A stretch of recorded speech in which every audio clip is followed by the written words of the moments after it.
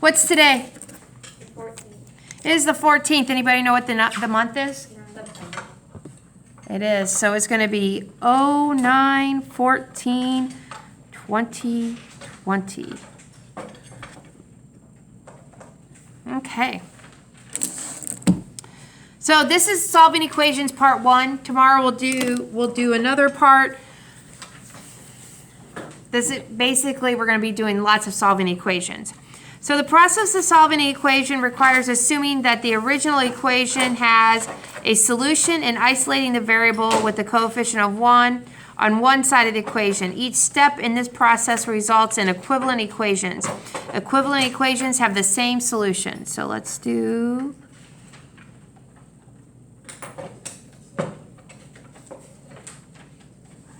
Okay. Now,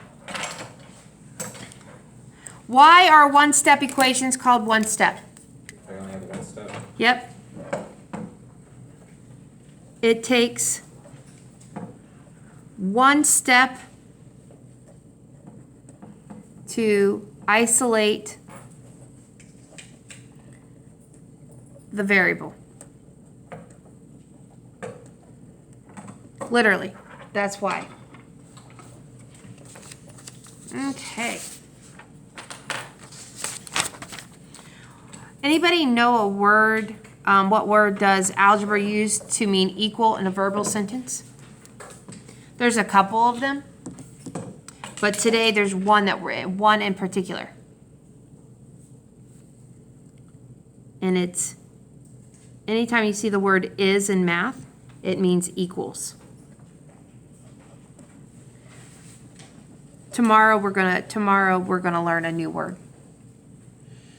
But for right now, we're going to use the word is, okay? So what I want to do on the first 4 is we're going to solve it, and then we're going to write a verbal sentence for the original equation, okay?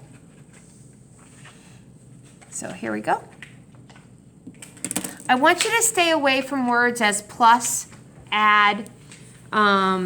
I want you to think of a way that we could write, so we would say it x plus 7 equals negative 13. But if we were to write it in a verbal sentence, what would we, what might we see?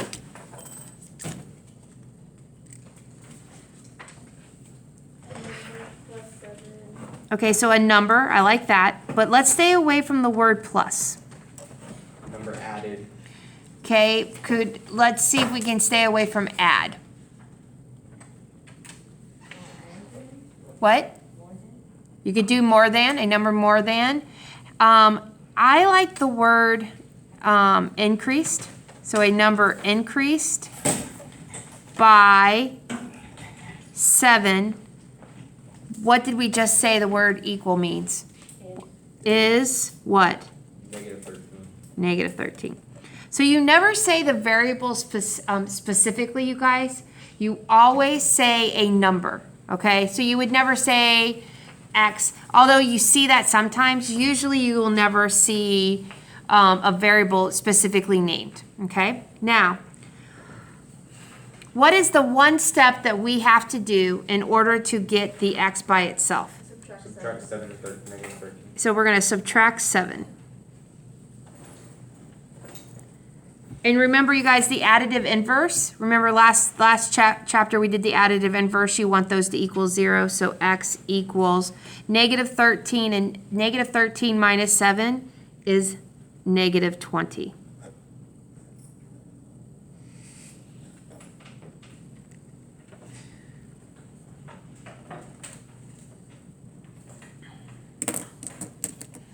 Okay. There's a couple different ways that we could say this. We could say a number decreased by 15 equals is negative 32.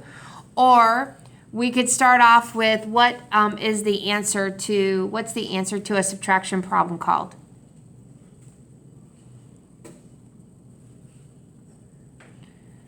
If you guys don't have similarities, you have differences. So the difference Now, you guys, there isn't anything wrong with using, like a number decreased. I'm just trying to show you different wordings.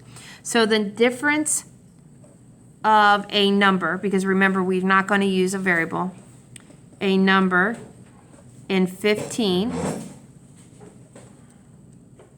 is negative 32.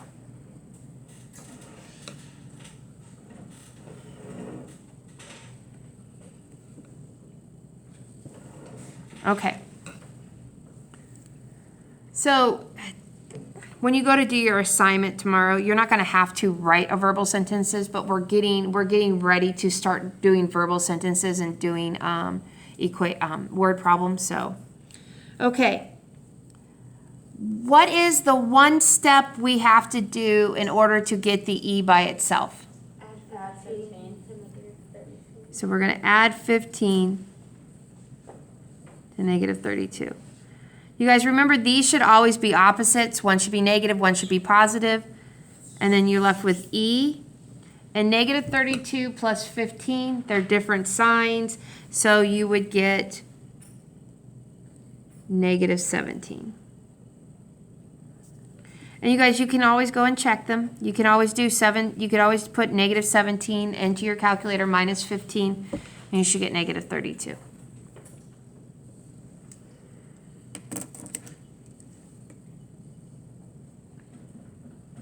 Okay, number 3.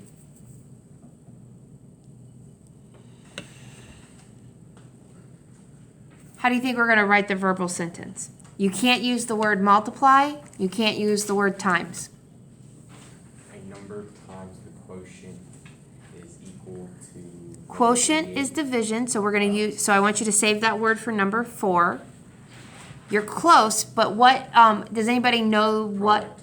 Yes. So the product of a number and negative 11, what am I going to write? Is negative 88.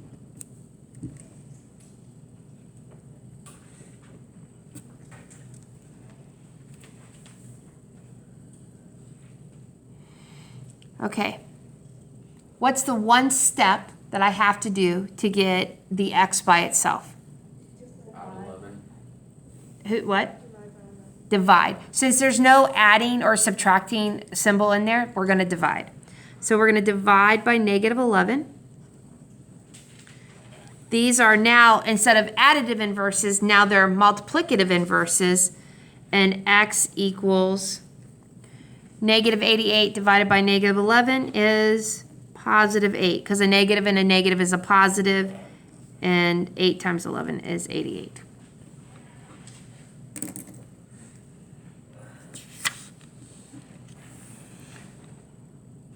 Okay, number 4.